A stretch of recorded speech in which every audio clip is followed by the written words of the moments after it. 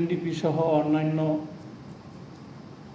ত্রয়োদশ জাতীয় সংসদ নির্বাচনের 1 মাস 4 দিন পর কমিশনের কর্মকর্তাদের মুখোমুখি হন প্রধান নির্বাচন কমিশনার সহ অন্যান্য কমিশনাররা। সোমবার ইউএনডিপির উদ্যোগে নির্বাচন কমিশনে আয়োজিত আন্তর্জাতিক নারী দিবস উপলক্ষে আলোচনা সভায় অংশ নেন তারা। এ সময় প্রধান নির্বাচন কমিশনার AM নাসির উদ্দিন জানান, সুন্দর এবং স্বচ্ছ নির্বাচন করতে জাতির কাছে দেয়া ওয়াদা পূরণ করতে সক্ষম হয়েছে কমিশন। ভোটের পর ভোট কারচুপির নানা অভিযোগকে রাজনৈতিক সংস্কৃতির অংশ হিসেবে উড়িয়ে দেন সিইসি।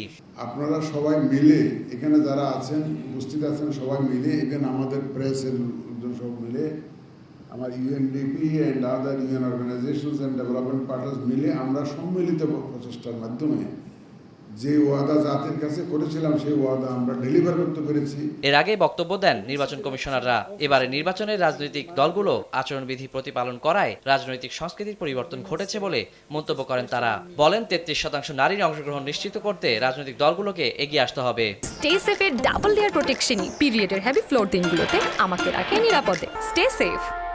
দলের গঠনতন্ত্রে নারী পুরুষের মধ্যে যদি কোনো বৈষম্য দেখা যায়, কোনো নীতির মধ্যে যদি কোনো বৈষম্য থাকে, তাহলে নির্বাচন কমিশন রেজিস্ট্রেশন দিবে না।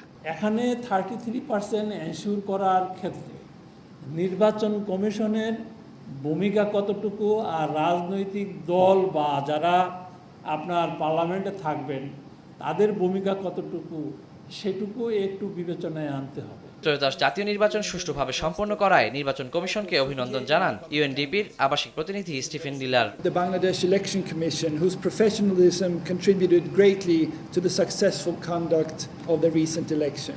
নির্ভুল ভোটার তালিকা প্রণয়ন করতে পারলেই নারী ভোটার বৃদ্ধি পাবে বলে মনে করেন কমিশনাররা। ওয়ালিউল সাকিব, সময় সংবাদ, ঢাকা।